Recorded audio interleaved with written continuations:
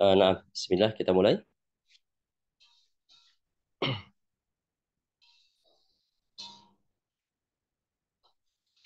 Baik, nabda. Bismillahirrahmanirrahim. Assalamualaikum warahmatullahi wabarakatuh. Waalaikumsalam warahmatullahi wabarakatuh.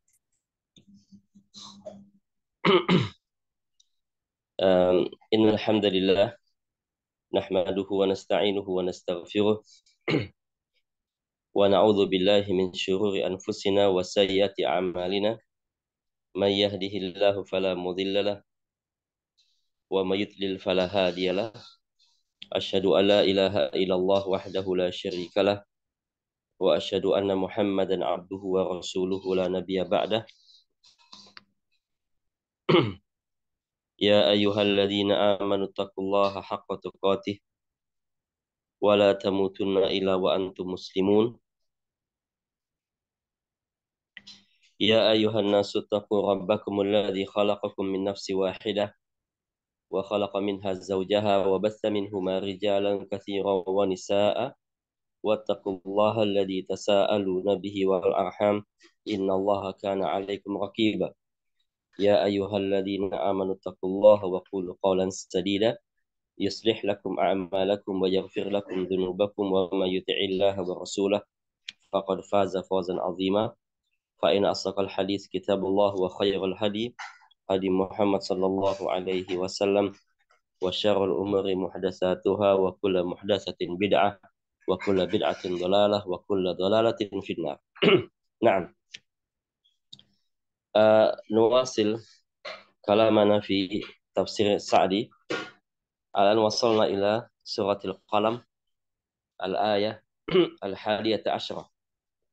Ya, kita buka bukunya atau silahkan lihat di layar. Kitab Tafsir Sa'di di halaman 1866. Kita sudah sampai pada surat Al-Qalam ayat 11. Ya, ayat 11.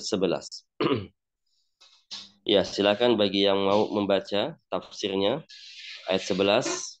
Ya, sangat mudah. Bagi yang mau membaca, mencoba silakan. Tafadhalu.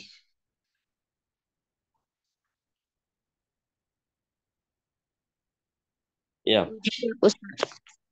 Nah, tafadhali. Bismillah, qala muallif rahimahullah, hamazun ay kathirul aibi linnasi wa ta'ni fihim bil ghibati wal istihza'i wa ghairu dhalik. Masya'im binamim ay yamshi bainan nasi bin namimati wa huwa naqlu kalami ba'din nasi li ba'din li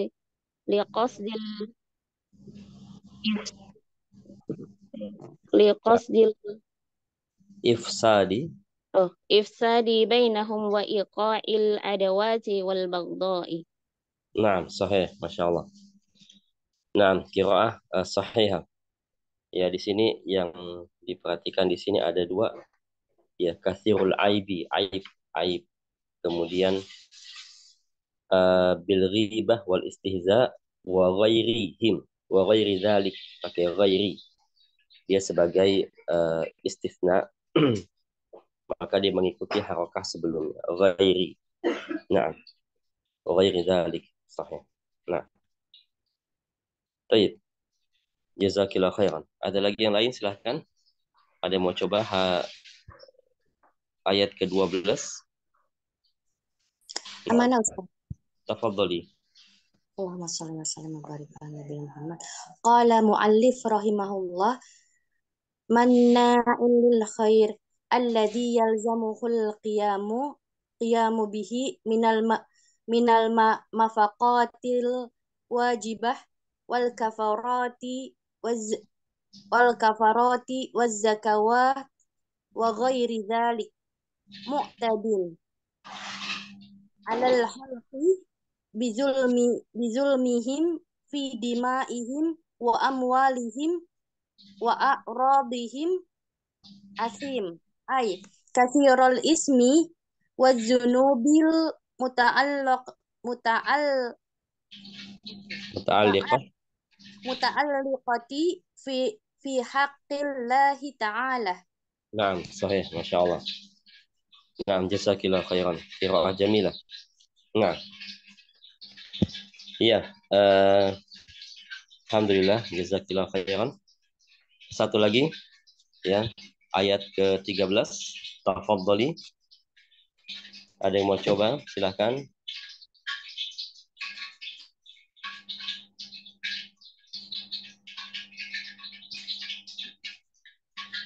Nah, hal min man yaqra. Tayyib, la ba'sa bihi. Ya, nabda.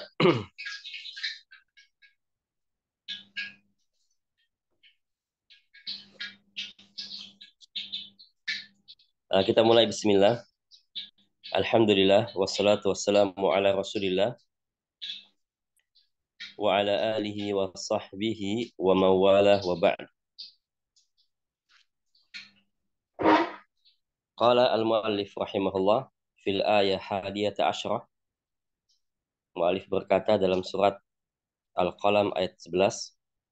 Qala Allah Ta'ala hammazin. Hammaz. Hammaz itu adalah sirah mubalaghah, suatu sifat yang orang sering lakukan. Ya, hammaz semakin sering dia melakukan maka dikatakan wazannya hammaz, fa'al.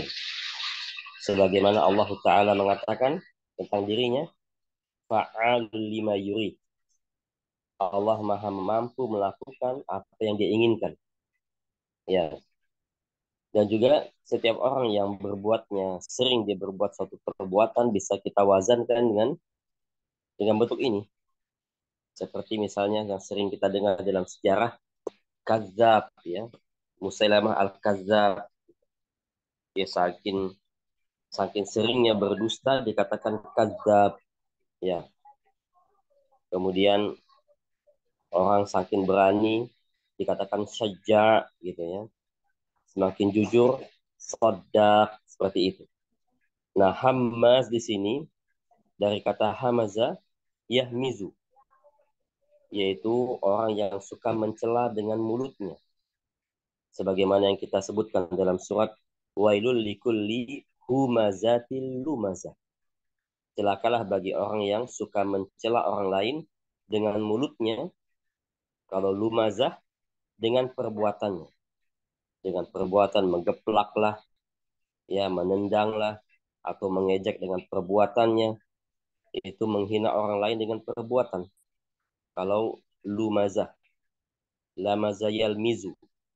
Kalau hamazah di sini hammaz, yaitu orang yang sering mencela saudaranya dengan lisannya. Qala muallif rahimahullah ay katsiril aib, katsiril aibi linnas, yaitu orang yang suka atau banyak mencela orang lain. Ya, dia suka ngejek-ngejek orang lain, ketemu orang itu diejek, tidak bisa menjaga lisannya. Ya, itu kebiasaan, itu adalah suatu, ya, kebiasaan sebagian orang yang suka mengejek-ngejek. Tidak boleh melihat ada saudaranya jelek sedikit diejek, dibahas di forum atau di majelisnya, di ngomongin ini, ngomongin itu, diejek-ejek seperti itu. Itu kebiasaan yang buruk. Ya, itu harus kita tinggalkan. Karena biasanya orang yang suka mengejek temannya, biasanya orang seperti ini dia kurang introspeksi diri, ya. Kurang dia melihat introspeksi dirinya itu kurang. Maka seolah-olah dia menganggap dirinya sempurna, sedangkan yang lain tidak sempurna. Ya, ini orang yang tertipu dengan apa? Dengan dosanya. Ibarat orang yang, ya, ibarat pepatah mengatakan dosa, ya, sebesar lalat ada di temannya kelihatan, tapi dosa sebesar gajah di hadapannya, di mukanya atau pada dirinya nggak kelihatan. Seperti itu, karena itu orang yang jangan introspeksi diri, ya. Maka dari itu introspeksi diri itu merupakan sangat penting dalam kehidupan kaum muslimin, sebagaimana yang kita jelaskan bahwa ada, ya, beberapa tabiin di zaman sahabat, ya, setelah wafatnya Nabi di zaman sahabat, ada beberapa tabi'in yang suka, yang sudah kita jelaskan, kita ulangi lagi ya, mereka suka duduk dan bertasbih dengan satu pemimpin, dipimpin oleh satu orang. Mereka bertasbih dengan batu, ya, sabbihu mi'ata marah, ya, bertasbihlah dengan 100 kali, subhanallah, subhanallah, dengan menghitung-hitung dengan batu, biar mereka tidak lupa berapa jumlahnya. Masing-masing mereka mengumpulkan 100 batu, ya, mereka ngitung dengan batu, subhanallah, subhanallah, subhanallah, seperti itu, karena saat itu belum ada tasbih, ya, mereka gunakan seperti itu. Kemudian dilihat oleh seorang sahabat yang bernama Abu Musa al-As'ari radhiyallahu anhu, maka dia mengingkari perbuatan itu, dan dia pun tidak mau, ya, tidak mau membiarkan hal itu dikabarkan kepada Ibnu Mas'ud radhiyallahu anhu.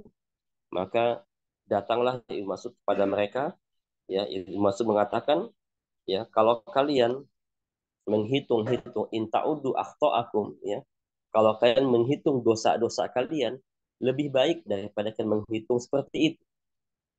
Ya, menghitung tasbih seperti itu, ya, bertasbih kepada Allah nggak masalah, yaitu merupakan ibadah kepada Allah Ta'ala. Tetapi jangan pakai alat, ya. Jangan pakai alat. Walaupun ada sebagian ulama yang membolehkan pakai tasbih, tapi hal itu tidak dilakukan oleh salafus saleh. Ya. Dan yang paling baik adalah, kata Ibnu Mas'ud, itu adalah menghitung-hitung kesalahan sendiri, introspeksi diri. Apalagi kalau seorang muslim bangun malam, ya, atau sepertiga malam terakhir dia bangun, dia setelah dia sholat tahajud, dia mengingat kesalahan dia, ya, ingat kesalahan dia, ingat dosa-dosa yang telah lalu dia kerjakan, takut kepada Allah dengan harapan, ya, dia bertobat kepada Allah, dia istighfar kepada Allah dengan harapan semoga Allah Ta'ala mengampunkan dosanya, semoga Allah Ta'ala menyelamatkan dia dari hal-hal seperti itu, ya.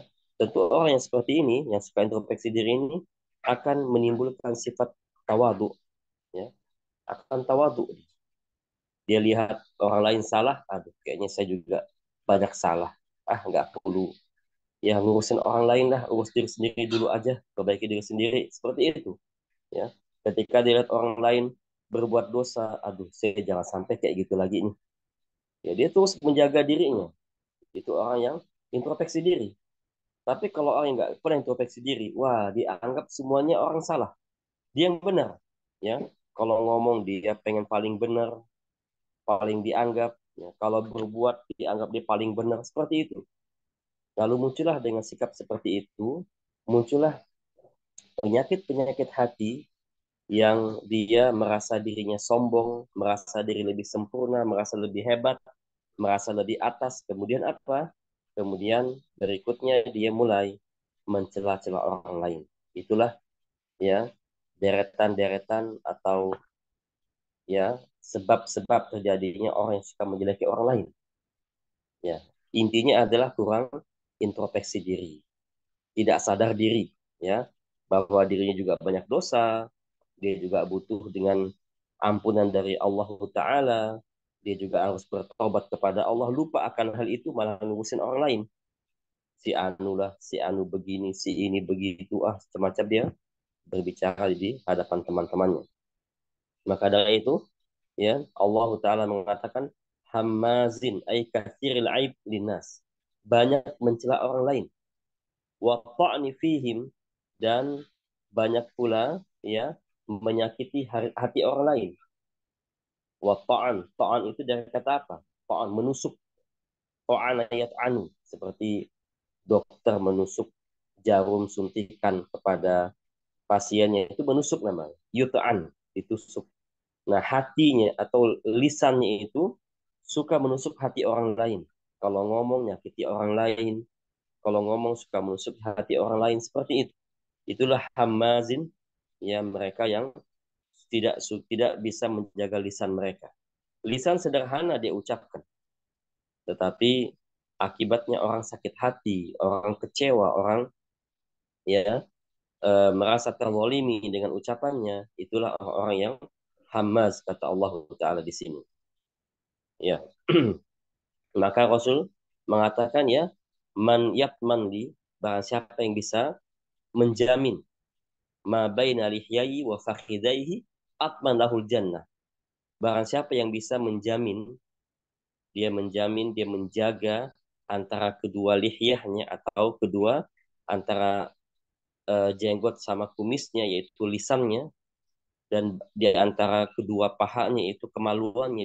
Barang siapa yang bisa menjaga dua hal itu, ya, sumber petaka itu kalau tidak dijaga baik-baik, maka ya itu akan apa? Ya, Rasul akan menjamin dia masuk surga. Ya, barang siapa yang bisa menjaga dua hal ini, lisan dan kemaluan, maka itu akan menjadi penyebab dia masuk surga. Oleh karena itu lisan ini kadang nggak bisa dijaga, ya, ngomongin si anu, ngomongin si ini, ngomongin A, ngomongin B, ngomongin C, ya, tapi dia tidak tahu, tidak introspeksi diri, tidak merasa dirinya juga banyak dosa, maka ya mereka ya wa ta'anu fihim bil ghibah, dan mereka suka menusuk hati orang dengan gibah, yaitu ngomongin saudara yang dia tidak suka kita omongin. Sebagaimana Rasul mengatakan, "Atadu namal ghibah?" Apa kalian tahu ghibah itu apa? Ya, sahabat nggak tahu. Maka Rasul menerangkan, "Dzikruka akhaka bima yakrah." Yaitu engkau menceritakan tentang saudaramu yang dia tidak suka cerita ini. Ya. Kemudian sahabat mengatakan, "Afara'aita, ya, in kana fihi ma'akul." Bagaimana ya Rasulullah kalau aku mengatakan terhadap temanku itu sesuatu yang benar aku katakan, ya. Kata Rasulullah, kalau itu benar maka itu ribah. Wa illa, kata Rasulullah, qad bahatta. Kalau tidak maka engkau telah menuduhnya. Yaitu lebih parah lagi, ya. Menuduh itu lebih parah lagi daripada menggibah. Sesuatu ucapan-ucapan yang diucapkan terhadap teman atau cerita-cerita teman, kalau itu benar tetapi ya itu menyakitkan orang lain, itu gibah namanya. Dan gibah juga tidak mesti orang itu tidak ada bersama kita. Bisa aja gibah itu adalah orangnya ada bersama kita. Ya, orangnya kita ngumpul, ya, majelis, di suatu majelis makanan misalnya, ada seseorang mengomongi saudaranya, mengejek-ejek saudaranya, dia cerita ke saudaranya begini, begini, begini. Saudaranya nggak bisa berkutik, diam seperti itu juga gibah walaupun ada orangnya di sana, walaupun ditahu orangnya itu, ya. Maka atau dengan sindiran misalnya, dia tidak nyebut nama tapi intinya adalah orang itu, ya, itu juga termasuk termasuk gibah karena cerita-cerita, ya, selama cerita tentang saudara kita nggak tahu dia suka atau tidak, maka jangan ceritakan, kecuali hal-hal yang baik, ya, hal yang baik yang penting. Teman-teman kita pergi, ya, pulang kampung, atau kemana sahabat kita pergi umroh atau haji misalnya, kemana sahabat kita pergi ngunjungin orang tuanya, itu nggak masalah, hal-hal yang biasa, itu pun tidak mengandung kemaksiatan, ya. Tetapi kalau hal-hal yang nggak penting, si anu begini, si anu begitu, nggak usah omongin, ya, tidak perlu kita bicarakan tentang orang lain kecuali sangat penting dan ada manfaatnya, ya. Al-ghibah ini, apalagi kita lihat, ya, apalagi ya, orang tua menggibahi anak-anaknya itu nggak boleh, ya, walaupun anak itu milik orang tua tapi nggak boleh mengibahi anak-anaknya, ya, apalagi mengibahi anaknya depan anak yang lain seperti itu, ya, menjelek-jelekan anaknya satu ke anak yang lain itu nggak boleh, itu dapat merenggangkan hubungan anak, ya. Maka dari itu bagi semua ikhwah semua di sini yang bagi sudah punya anak atau yang akan menikah, ya, pesan anak kepada anti semua, ya, kepada antum semua, yaitu jangan pernah menceritakan kejelekan anak pada anak yang lain, ya. Jangan pernah menceritakan kejelekan anak terhadap anak yang lain, ya. Dan juga jangan menasihati anak depan anak yang lain. Kalau anak salah, panggil anaknya masuk kamar berdua, nasihatin, ya. Karena kalau kita menasihati anak depan anak lain itu akan mengurangi muruah atau wibawa anak itu. Ya, pelan-pelan nasihati dengan baik, panggil dia, tarik dia tempat yang tersembunyi hanya kita berdua, atau ajak makan misalnya di restoran atau rumah makan atau tempat lain, ajak ke masjid misalnya, ketika di jalan nasihati. Ya, jangan depan saudaranya, itu akan menurunkan wibawanya. Maka wibawa anak itu harus kita jaga dengan baik, ya, agar mereka saling menghormati, mereka saling akur, ya. Dan juga kalau kesalahan-kesalahan anak yang berkaitan dengan keluarga, dengan apa? Dengan orang tua, jangan ceritakan kepada anak yang lain, ya. Itu akan merusak hubungan anak, terutama kalau orang tua merasa kecewa dengan anaknya yang pertama. Nah, biasanya kalau orang tua seperti itu, dia ingin cari dukungan dari anak-anak yang lain. Apa dukungannya? Dia ceritakan kepada anak yang kedua, oh, abang tamu tuh begini, begini, begini, begini. Mama nggak suka itu.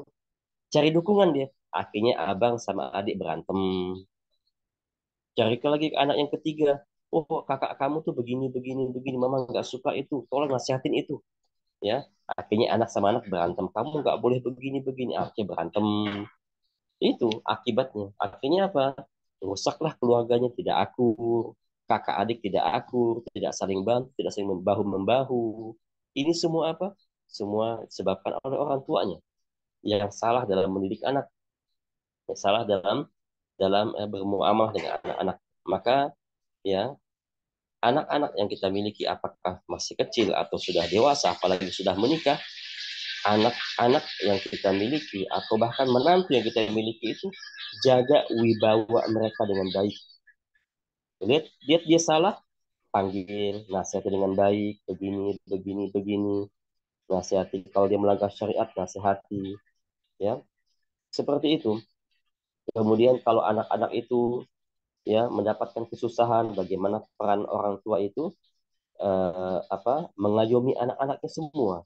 Yuk kita bantu anak kita ini, anak mama ini yang nomor nomor 5 misalnya, kita bantu yuk, dia lagi kesusahan, bagaimana bantunya, ini mama ada sumbangan sekian, kayak sumbang juga silahkan. Nah, seperti itu, ya, sehingga kalau ingin membantu, ya, ingin membuat anak-anak saling membantu, saling membahu, maka orang tua harus contohkan terlebih dahulu, baru setelah contohkan, ajak anak-anak yang lain, maka mereka terdorong untuk membantu, mereka saling membantu 1 kali, 2 kali, ketika sudah sampai 5 kali, 6 kali, mereka akan terbiasa tanpa ada anjuran dari anak pun, tanpa ada anjuran dari orang tua pun, mereka sudah terdorong hati mereka untuk saling saling membantu. Itulah masalah-masalah keluarga orang zaman sekarang, ya. Ketika anak, ketika satu saudara lagi kesusahan, yang lain nggak mau bantu, yang lain malah cuek-cuek, seakan nggak mau dengar, ya, itu karena didikan orang tua yang salah, ya. Maka orang tua harus ya mengayomi, harus memberikan perhatian kepada anaknya, bukan mengatur, ya. Tidak boleh, ya, tidak boleh banyak mengatur anak, terutama orang tua, ya. Kita camkan baik-baik, orang tua itu jangan pernah mewajibkan apa-apa kepada anak. Jangan pernah mewajibkan, mengharuskan apa-apa kepada anaknya. Cukup kewajiban dari Allah, dari Rasul, perintahkan ke anak. Seperti sholat nak, wajib sholat, silahkan. Ya, puasa Ramadan, zakat, haji, yang lainnya wajib. Kita perintahkan kepada anak untuk ya melakukan kewajiban yang Allah wajibkan dan Rasul wajibkan. Adapun yang kita inginkan kepada anak, jangan bersifat wajib. Jangan haruskan anak, jangan perintahkan berupa kewajiban, tapi perintahkan berupa saran. Misalnya anak suka begadang malam-malam, kita katakan, nah, bapak saran kamu gak usah bergadang, misalnya tidur cepat, misalnya bapak. Kalau anaknya tidak mendengar, nggak durhaka dia, karena bapaknya berupa saran. Tapi kalau bapaknya berperan, ya, sebagai ya bapak yang diktator, nah kamu nggak boleh bergadang, bapak nggak izinkan, dia bergadang, durhaka dia. Nah, ini peran bapak yang harus, ya, peran bapak, terutama peran ibu juga, itu yang harus diperhatikan, diolah kata-kata itu supaya jangan sampai perkataan orang tua malah menjerumuskan anaknya. Katakan saran, misalnya anak perempuan habis pulang sekolah, Nak, ibu sarankan nanti pulang sekolah langsung pulang ke rumah, nak ya. Kalau dia keluyuran sama teman-temannya, ya nggak dosa berarti dia, ya, karena tidak menanggah aturan-aturan dari orang tuanya. Ini kadang-kadang itu yang kita harus perhatikan sebagai orang tua. Jangan membebankan anak yang membuat anak itu durhaka kepada orang tua. Tapi sarankanlah, ya, kalau kita inginkan kepada anak-anak itu. Ya, dan juga jangan, ya, mengejek anak atau jangan pula menceritakan kejelekan anak kepada yang lain. Ya, biasanya kalau orang seperti itu, orang tua mencari dukungan biasanya. Dia kecewa dengan anaknya si A, cari dukungan dengan anak-anak si B, C, D misalnya. Dia ceritakan, mama sedih begitu, begini, begitu. Akhirnya apa? Perkataan yang sederhana itu dapat merusak hubungan antar anaknya.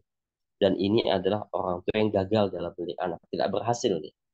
Tetapi orang tua yang berhasil adalah bagaimana, ya, anak itu dia buat saling saling membantu, saling mengingatkan ketakwaan kepada Allah, saling membantu untuk meningkatkan iman kepada Allah, saling membantu untuk memenuhi kebutuhan. Ya, walaupun kadang-kadang orang tua harus berkorban. Ya, bukan malah orang tua egois.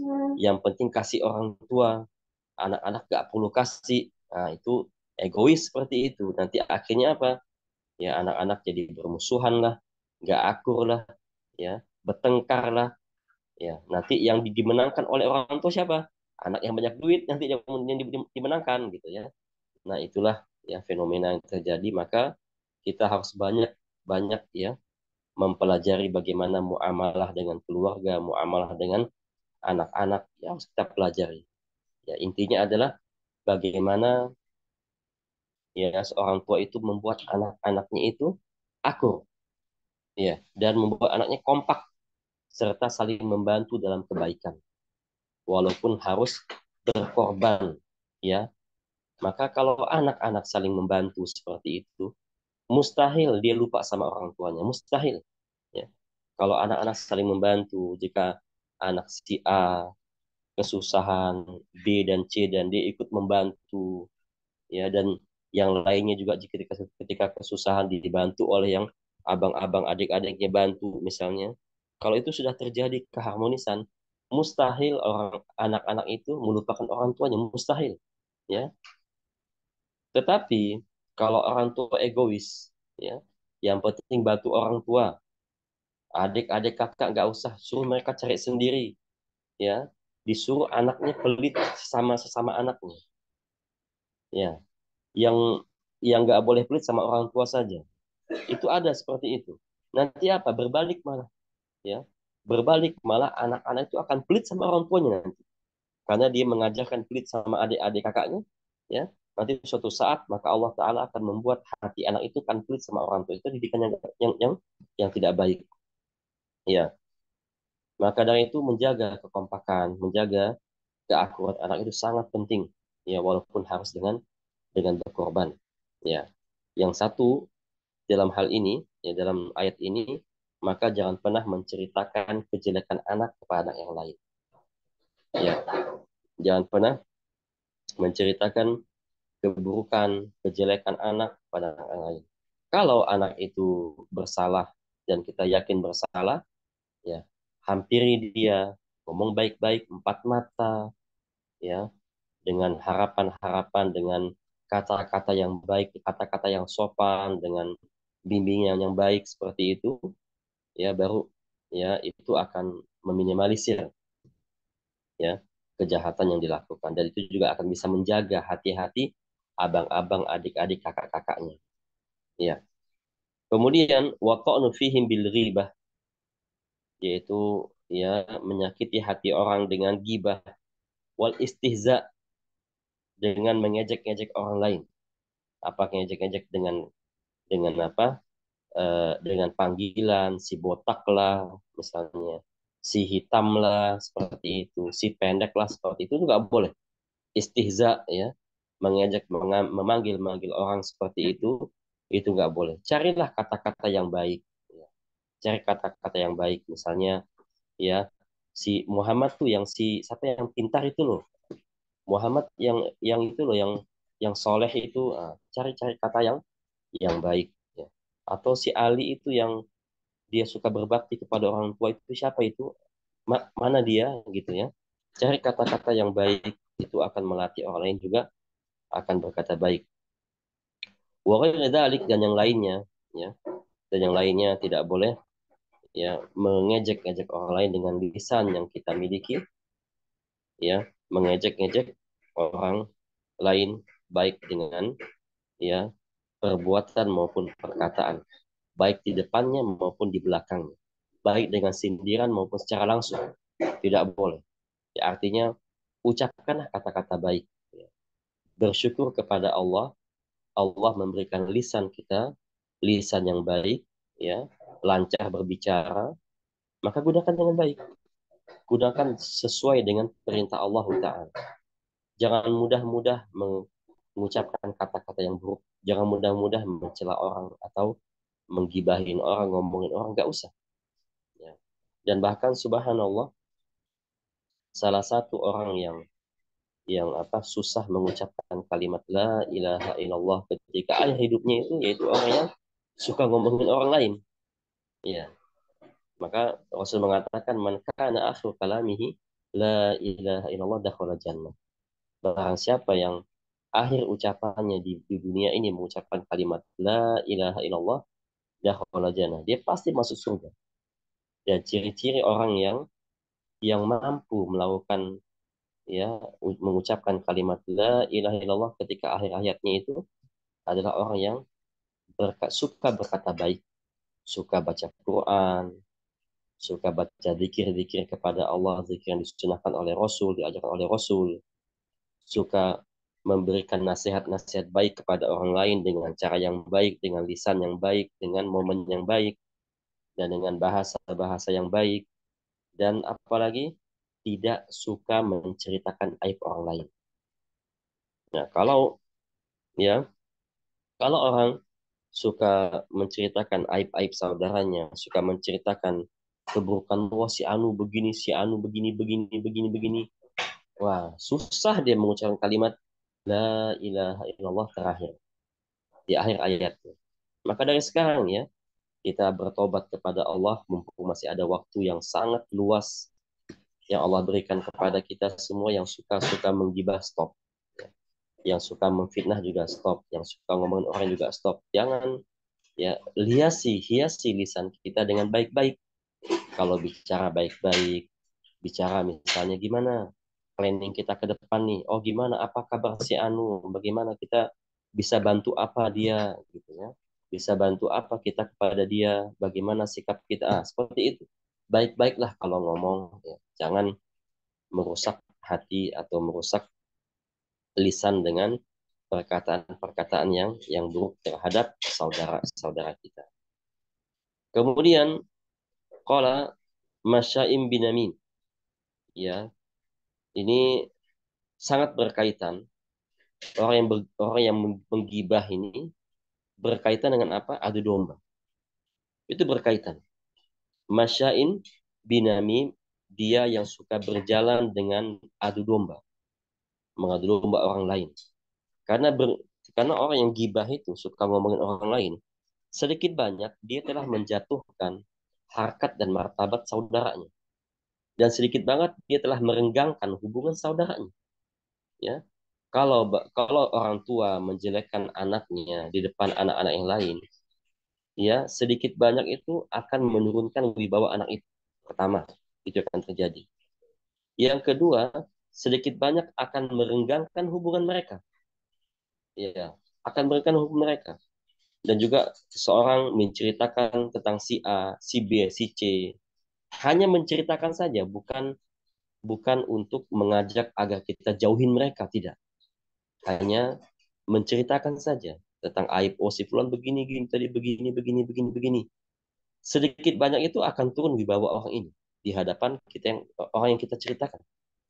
Dan juga ya di sedikit banyak dia akan dijauhi orang-orang lain, akan dianggap ini orang kayak gini kayak begitu ya. Itu adalah efek dari gibah. Apalagi kalau niatnya apa? Untuk menjauhi orang lain. Wah, si anu dia begini-begini, jauhi dia, jangan dekatin dia. Ya. Seperti itu. Kecuali kalau itu berbahaya. Ya, mengingati orang lain berbahaya. Seperti tukang bunuh, tukang copet misalnya, atau tukang-tukang perusak yang lainnya, nggak masalah kita wanti-wanti orang lain untuk hal itu kalau yakin dia berbuat itu, ya. Tetapi di sisi lain juga bagaimana cara untuk memperbaiki orang itu, bukan hanya bisa menceritakan saja tapi juga bisa ya berusaha untuk memperbaiki orang-orang itu, ya. Nah, orang yang suka menceritakan kesalahan-kesalahan teman-temannya atau anak-anaknya itu paling paling tidak sedikit banyak itu akan merenggangkan hubungan-hubungan mereka. Dan tentu ya orang tua ketika melihat ya anaknya renggang hubungannya itu nggak mau, ya, sebab dia banyak lakukan tapi akibatnya nggak mau, ya nggak bisa. Maka kalau akibat tidak mau terjadi, sebab yang dilakukan, ya, jangan lakukan sebab-sebab itu. Maka ya kita sebagai orang tua atau kita sebagai sebagai teman-teman atau sebagai saudara, maka hendaknya kita menjaga hubungan antar saudara-saudara kita. Katakan yang baik-baik. Kalau lihat keburukan dari teman-teman, ya bisa nasihatin, panggil dia atau hampiri dia dengan empat mata, bicara baik-baik. Ya. Kalau tidak mau, ya silahkan, terserah dia. Yang penting sudah kita sampaikan dan jangan ceritakan itu kepada orang lain. Ya. Kemudian yamshi bainan nas bin namimah. Nah, ini dia nih. Yamshi bainan nas bin namimah. Dia suka berjalan di antara manusia dengan mengadu domba. Itu merupakan salah satu penyebab masuknya api neraka dan penyebab diadab di kuburan. Ya, sebagaimana hadis ya Rasulullah SAW pernah melewati dua kuburan yang sedang diadab, itu pun sekali Rasul mendengarnya. Kemudian kuburan itu diadab, ya, wa ma yu'adzabani bikabir, kata Rasul. Mereka ini tidaklah diadab karena perbuatan yang sangat besar, sederhana tapi akibatnya besar. Ya, perbuatannya itu bukan karena membunuh, bukan karena mencuri, mencopet, enggak seperti itu. Sederhana tapi akibatnya besar. Yang pertama adalah dia tidak hati-hati, lam yastadbir anil bau, ya. Dia tidak hati-hati ketika BAK sehingga kena celananya dipakai buat sholat, itu juga penyebab diadab di kuburannya. Kemudian yang satu lagi yamshi bin namimah, yaitu orang yang suka berjalan di antara manusia dengan menfitnah atau dengan namimah, ngadu domba. Ya, menggibah itu salah satu faktor adu domba. Ya, makanya gibah itu dosa besar karena dia salah satu faktor ya mengadu domba. Kalau kalau orang tua menceritakan ke aib anaknya kepada anak yang lain, itu sedikit banyak itu akan merenggangkan perbuatan, akan merenggangkan hubungan mereka. Mereka akan saling benci, saling tuduh, saling emosi, saling sentimen. Semakin banyak ucapan itu, maka semakin sentimen semakin tinggi. Ya, maka orang tua seperti ini harus dinasihati. Ya, tidak boleh ngomongin anak-anak depan anak yang lain, tidak boleh ngomongin saudara-saudara ke saudara yang lain seperti itu. Itu akan merenggangkan, itulah namanya an-namimah. Karena sangat ada kaitannya, sangat erat kaitannya gibah dengan namimah. Karena perbuatan gibah itu sebab, ya, namimah itu akibatnya. Kalau sebabnya kecil, maka akibatnya kecil, tapi ada akibatnya. Sedikit banyak ada. Kalau sebabnya banyak, maka akibatnya juga akan banyak.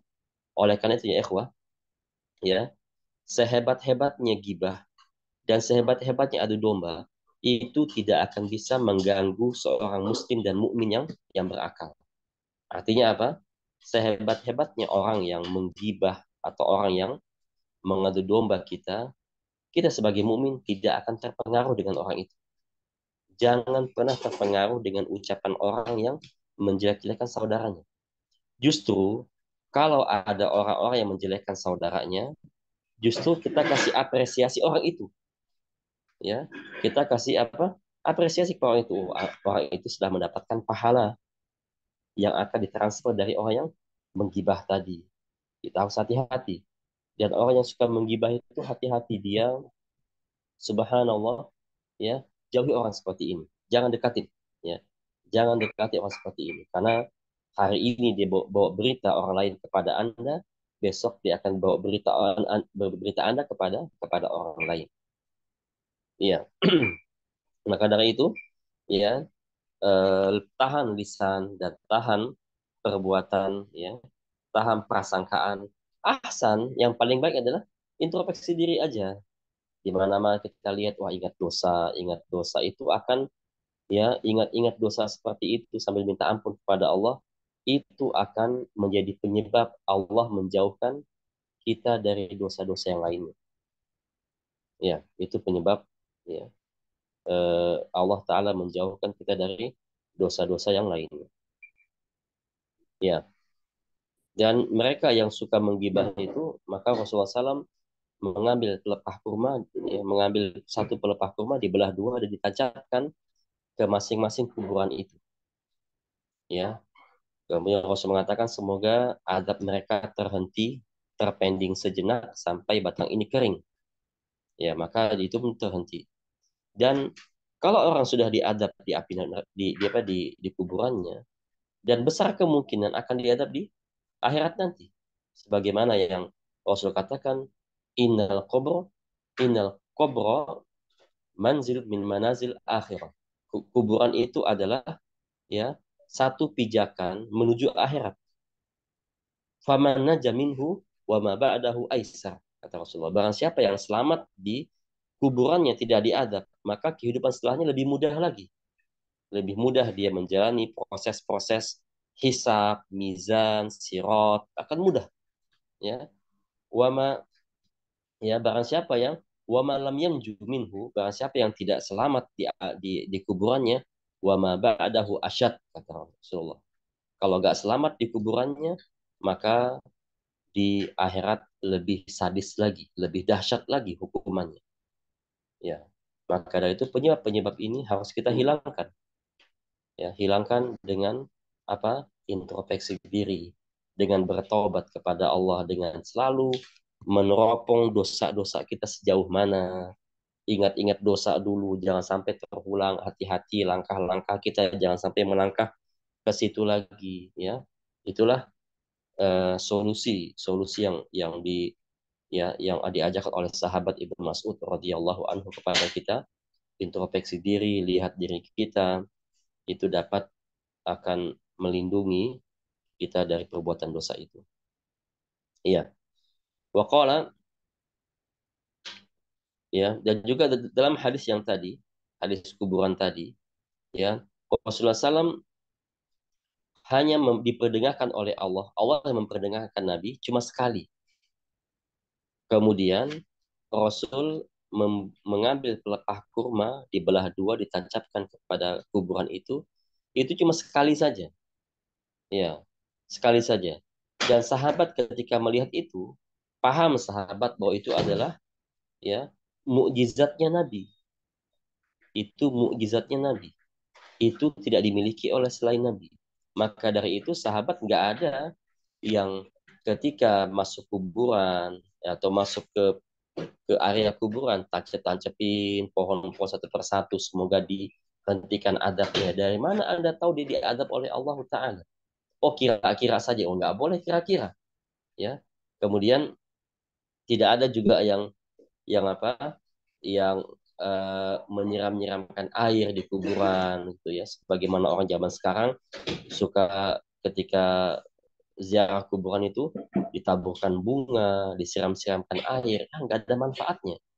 Bahkan para pedagang-pedagang yang menjual air-air di pagar-pagar kuburan itu, atau jual kembang-kembang ya untuk disiramkan, untuk ditaburkan ke kuburan itu, mereka telah memakan uang haram karena telah menjual sesuatu yang dibuat oleh manusia perbuatan haram.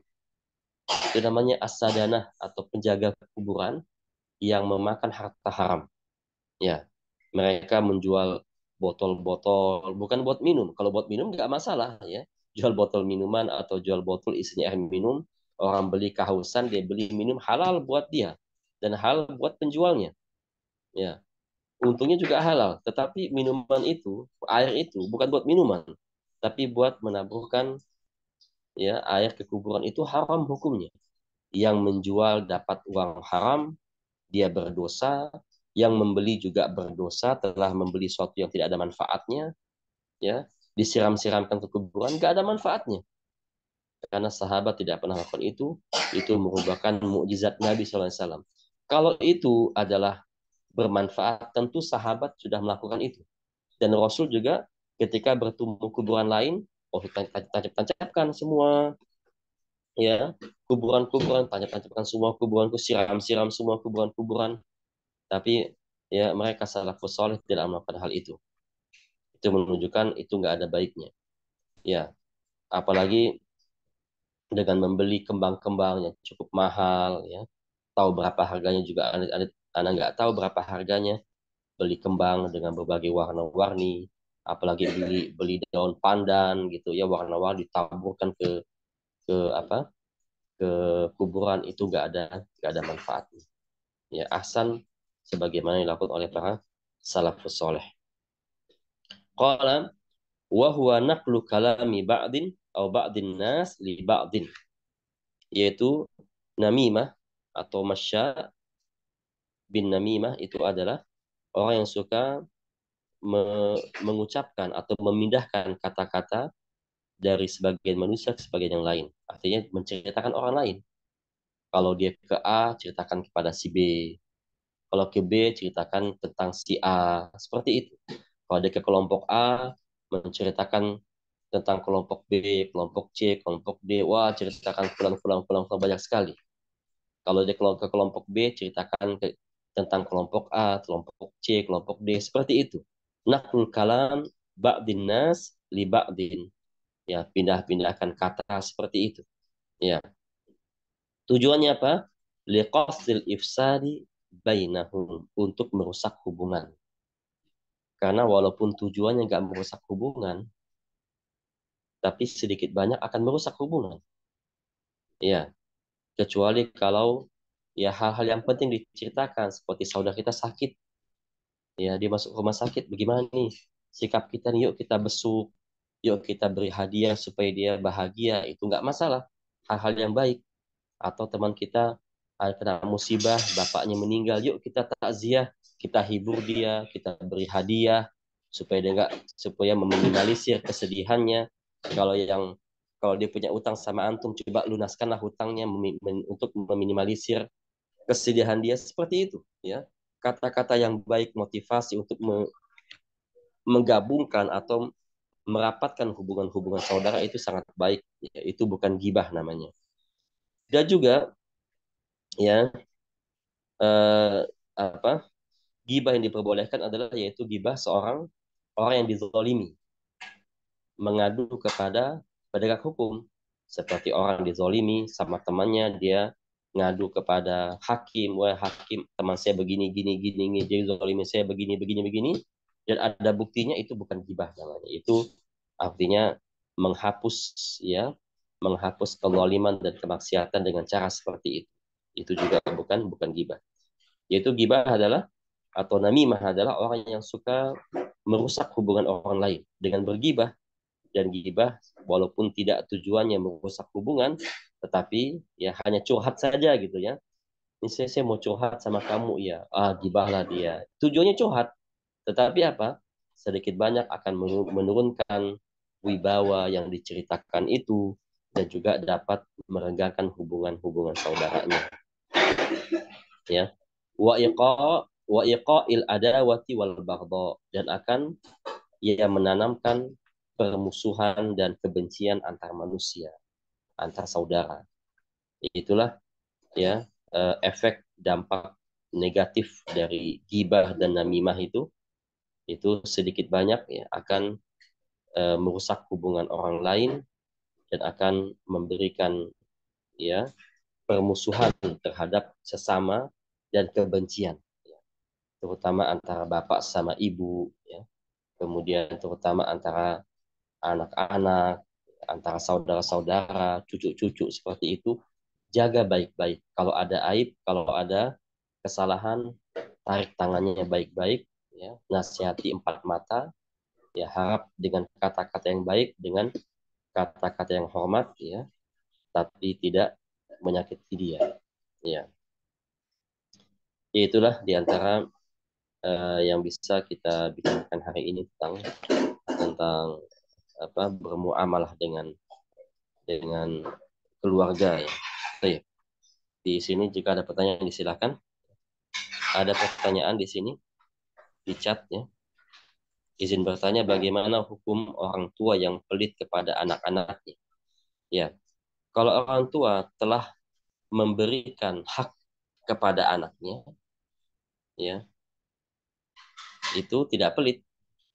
Misalnya orang tua memberikan kebutuhan anaknya berupa nafkah sudah terpenuhi, kemudian dia memberikan pakaian buat anaknya terpenuhi, sekolah terpenuhi semua, ya, kemudian dia tidak berbagi kepada yang lain. Selain itu, ya nggak masalah, karena kewajiban orang tua itu hanya memberikan hak kebutuhan anak. Kecuali kalau anak itu butuh, ya, sangat susah, mengalami kesusahan, orang tua gak bantu, itu baru pelit namanya.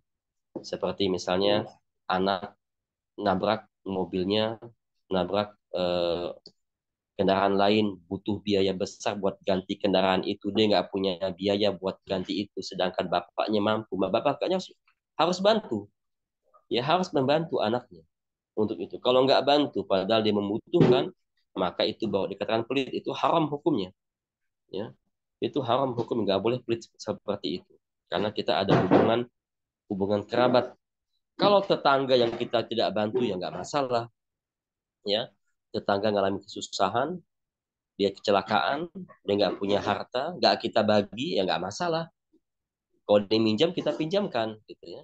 Nggak masalah. Tapi kalau kerabat, hubungan antara suami istri, antara anak bapak, antara saudara, itu harus dibantu. Itu namanya asilah, namanya silaturahim dengan harta, itu wajib, karena silaturahim itu wajib dengan harta.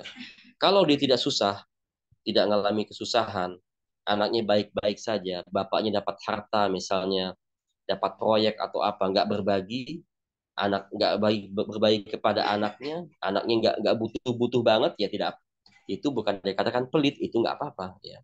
Yang pelit itu adalah jika orang tua melihat anaknya membutuhkan sesuatu dan dia ada di tangan, ya, maka dia harus berbagi. Kalau tidak, pelit, itu baru tidak boleh.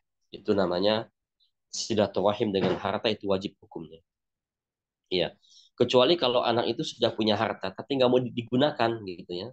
Nah, itu baru, ya, itu baru nggak perlu kita bantu. Misalnya si A, dia butuh biaya, tapi ya dia punya rumah dua, dia punya apa kendaraan juga, dia malas-malas bekerja juga, seperti itu, enggak, ya. Orang seperti itu nggak perlu kita bantu. Sarankan, ini kan antum punya kendaraan nih, jual satu buat kebutuhan antum. Jangan serakah dengan kendaraan banyak, tapi ketika kebutuhan minta-minta, seperti itu tidak boleh. Maka orang harus melihat kondisi dari bapaknya kah atau anaknya kah, seperti itu, dan abang-abangnya. Wallahu a'lam. Ya. Yang kedua, ada anak murid kami kelas 1 SD yang tangannya mudah memukul dan lisannya mudah berkata kotor. Beberapa wali murid khawatir dengan anak-anak mereka, bahkan disuruh menjauh anak itu. Iya, iya. Itu benar. Orang tua itu mengatakan benar bahwa jauhi anak seperti itu. Tidak boleh dekati. Karena anak-anak kan tidak bisa beri nasihat. Ya. Anak-anak itu, apalagi anak SD, SMP, anak SD, TK, tidak bisa memberi nasihat. Ya. Kemudian sekolah sedang berusaha memperbaiki dengan memberi lingkungan yang baik untuk anak tersebut, dan anak ini juga masih dalam proses terapi di psikiater karena kecanduan HP. Sudah ada perubahan meski sedikit, walau wali murid banyak yang mengunjing anak tersebut, ya. Bagaimana sikap sekolah untuk menenangkan wali murid yang khawatir terhadap anak mereka? Ya, itu benar, ya. Karena selama perbuatan orang secara zahir, secara nampak dia lakukan perbuatan salah itu, maka ya yang tadinya gibah bisa boleh kita lakukan kalau dalam rangka untuk menyelamati orang lain. Misalnya si anak tadi, ya, dia suka pukul-pukul anak orang lain. Oke, diingatkan kepada orang tua lain, anak ibu jangan dekat anak itu, kenapa suka mukul orang? Itu nggak apa-apa. Artinya mewaspadai orang lain, ya mewaspadai orang lain. Itu nggak apa-apa, hanya sekedar itu saja. Jangan ceritakan anak saya dipukul lah, begini, begini, begini, enggak. Cukup sekedar itu saja. Ya, sifat anak itu suka mukul, khawatir nanti anak ibu dipukul juga sama dia. Ya, maka di samping berbuat seperti itu, ya, dan juga orang tua harus memiliki solusi bagaimana bicara dengan sekolah, tolong nasihati anak sekolah ini, ya, dan sekolah juga harus bertindak menasihati, ya, seperti itu. Maka ya sebenarnya dalam masalah ini orang tua yang sangat berperan dalam mengurus akhlak anaknya. Ya, orang tua lah paling berperan, bukan psikiater, ya, bukan bukan yang lain, tidak. Orang tua yang paling berperan. Karena orang tua itu kadang-kadang anak seperti itu tuh ya tidak mau dihukum, itu juga ya apa namanya? Masuk juga parenting juga seperti itu, yang nggak boleh dihukum, nggak boleh dikatakan jangan gitu ya. Rata-rata subhanallah anak-anak yang dilatih dengan parenting itu ya tidak boleh dikatakan jangan, itu rata-rata ya mereka memiliki karakter yang tidak, yang nggak baik, yang nggak baik. Anak nggak boleh dikatakan jangan, ya seperti di parenting itu. Bagaimana dengan firman Allah? Qala ya bunayya la tusyrik billah inna syirka la dzulmun azim. Luqman berkata kepada anaknya, wahai anakku, jangan buat syirik kepada Allah. Ada kata jangan. Kita lihat baca Al-Quran, kata jangan itu banyak sekali. Jangan buat syirik, jangan berzina, jangan mencuri, jangan membunuh. Kata jangan banyak sekali. Tapi subhanallah dengan didikan parenting nggak boleh kata jangan, nggak boleh kata-kata ini ya. Itu kesalahan. Maka orang tua harus memperhatikan anaknya itu, didikan pertama itu.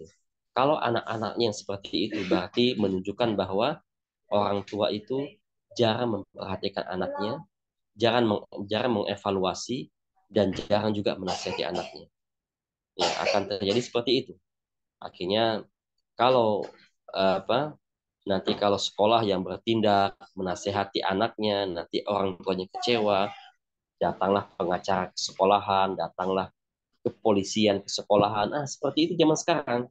Ya merusak akhlak kaum muslimin, itulah ya metode-metode atau aturan-aturan orang Yahudi dibawa ke sini, itu merusak ya akhlak kaum muslimin. Tidak seperti metode salaf yang menghukum anak. Coba kalau kita melihat ya seperti Muhammad Al-Fatih ya. Muhammad Al-Fatih juga seperti itu. Anak dulu dia masih kecil nakal banget. Guru ditendang, guru digeplak sama dia ya. Itu anak-anak karena anak raja, nggak ada yang berani, guru nggak ada yang berani. Nanti insya Allah kita ceritakan masalah itu ya. Dan akhirnya apa? Dia mendapatkan guru yang galak, salah dikit dipukul, dibentak, dihukum seperti itu.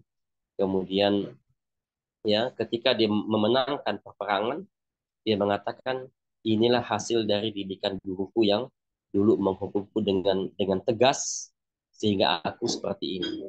Ya, itulah perkataan dia pertama kali ketika berpidato dengan teman-teman, dengan sahabatnya itu hasil dari didikan guruku yang ketika aku salah dihukum, dimarahin, ya bahkan dipukul tangannya, dipukul badannya, kakinya dengan tongkat yang dimiliki bapaknya. Insya Allah nanti kita akan ceritakan tentang bagaimana sejarah Muhammad Al-Fatih yang menjadi harum di sejarah kaum muslimin. Wallahu a'lam. Sehingga solusi anak ini adalah yang pertama, Lajnah Daimah Lajnah Daimah hafizahumullah taala mengatakan bahwa kalau anak nakal ya, apakah nakal di sekolahan atau nakal di masjid, maka solusinya adalah pihak sekolahan atau pihak masjid itu komunikasi dengan orang tuanya. Karena kalau kita nasihatin anak, nanti khawatir tersinggung orang tuanya. Maka komunikasikan dengan orang tua, ikut bantu. Bapak, izinkankah anak Bapak saya kasih nasihat atau hukuman, dan di rumah juga Bapak bantu menasehati ini, itu juga akan membuka membuka ya ide kepada orang tua agar orang tua itu dekat kepada anaknya dan sering memberi nasihat kepada anak. Kita lihat rata-rata anak yang nakal itu jarang diberi nasihat, atau nasihat ada tapi galak, tapi tidak tepat bahasanya, tidak tepat ya momennya seperti itu. Akhirnya anaknya itu mental dari nasihat orang tuanya. Karena ya sehebat-hebatnya racun pergaulan ya yang meracuni anak pasti akan terkalahkan dengan nasihat orang tua. Ya, sehebat-hebatnya racun pergaulan anak-anak remaja yang meracuni ya itu akan kalah semua dengan apa? Nasihat orang tua. Nasihat orang tua itu akan dibuat yang paling unggul oleh Allah Ta'ala. Karena keikhlasan. Keikhlasan kepada Allah ketika menasehati. Karena ikhlas itu dari hati ke hati itu akan mengena. Kalau orang tuanya bisa lakukan hal itu. Kalau nggak bisa, akan terus racun itu menyebar eh, ke hati anaknya itu. Wallahu a'lam. Ya. Ada soal Ustaz. Nah, tafadhol. Bagaimana hukumnya ketika ada orang yang menolak hadis azab kubur Ustaz? Karena ada beberapa kelompok yang menolak azab kubur karena hadisnya, mereka beralasan hadisnya hadis ahad. Terus yang kedua, eh, bolehkah ketika kita mengubur mayat gitu memakai papan penyangganya? Ketika di dalam kubur itu kan ada papannya atau bambu biasanya, yang biasanya pakai itu. Apakah boleh atau tidak? Karena kita kan setahu Ana kalau orang muslim ketika meninggal itu hanya membawa kain kafan. Gitu, Ustaz. Baik. Yang kedua tadi bagaimana? Memakai penyangga apa? Mayat itu yang di dalam kubur itu ada papan biasanya. Iya, sahih. Jadi dimasukkan ke dalam Ya, kan ada papan-papan yang berjejer tuh. iya, sahih. Yang pertama adalah masalah azab kubur ya. Ada sebagian kelompok firqah Islam yang bernama Mu'tazilah. Ya, Mu'tazilah ini adalah sebagian kelompok, salah satu kelompok dalam Islam, dan mereka masih Muslim. Kaum Mu'tazilah, mereka itu mengingkari yang namanya azab kubur. Mengapa demikian? Karena menurut mereka hadis-hadis yang menyatakan azab kubur itu hadis ahad, dan mereka salah satu kelompok yang mengingkari hadis ahad. Hadis Nabi itu kan dipelajari oleh salafus soleh. Kenapa kok bisa ahad gitu kan? Harusnya kan mutawatir. Ini masalah penting, masalah akidah. Harusnya mutawatir, kok masalah masalah ini kok jadi ahad gitu kan? Itu menurut mereka. Ya. Itu alasan mereka dengan ideologi ya Mu'tazilah ini, karena Mu'tazilah itu adalah orang yang berakal. Kata Rasul, kata salafus soleh, Mu'tazilah itu Yahudu hadil ummah, yaitu Yahudinya umat ini. Artinya umat yang paling pintar itu umat Yahudi.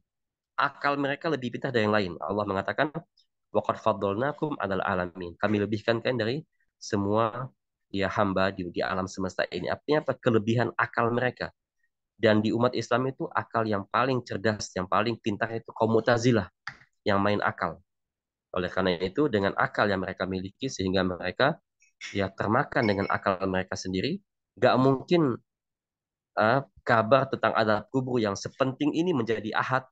Oh, pasti doif, pasti ini gak benar. Itulah alasan mereka, karena hadis itu ahad dan mereka adalah kaum Mu'tazilah. Yang kedua adalah memakai penyangga dari kayu atau dari papan gitu ya, dari bambu. Itu emang dikasih ruangan ya. Di kuburan itu emang dikasih ruangan sedikit biar dia ya tidak langsung tertimbun oleh tanah. Dikasih ruangan penjaga, apakah di samping ya sebelah kiblat, atau dia di bawah, misalnya di bawah dikasih lorong sedikit ya, nanti dikasih papan gitu ya, nanti ditinggi seperti itu. Emang dikasih ruangan sedikit, sunnahnya seperti itu, tidak langsung dengan tanah semua ya, tapi dengan kasih ruangan sedikit biar dia memiliki ruangan seperti itu untuk ya untuk menjalankan sunnah Nabi seperti itu. Wallahu a'lam. Baik, syukran Ustaz, jazakallahu khairan. Tayyib, sudah jam 7. Ya, silakan ada yang mau tanya lagi?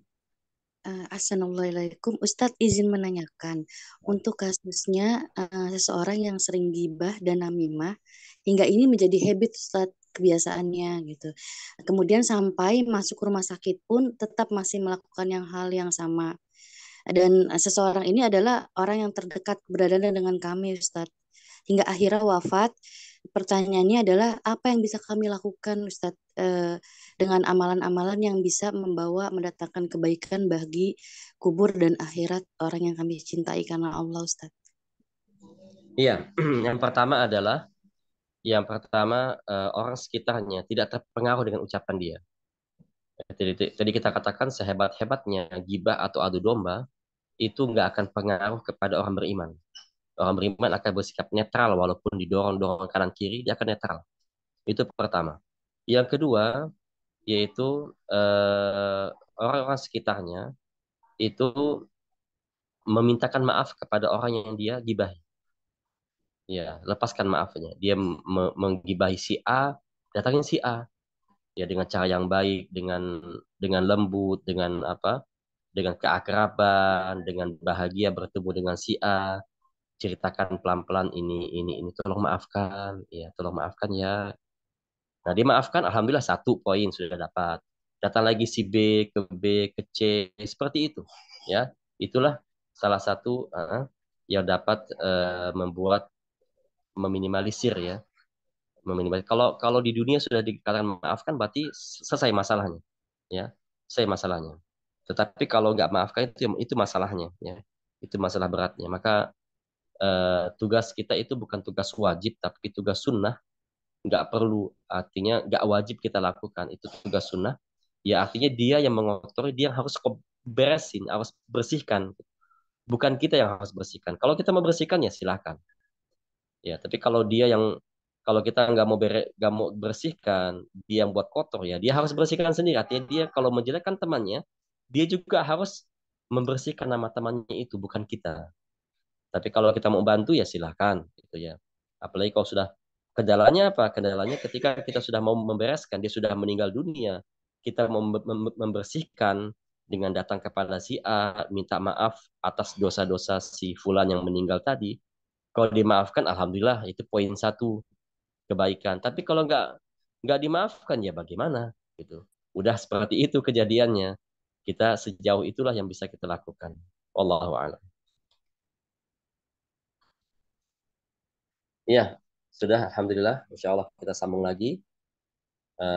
نكتفي بهذا القدر نختتم سبحانك اللهم وبحمدك أشهد أن لا إله إلا أنت أستغفرك وأتوب إليك والسلام عليكم ورحمة الله وبركاته.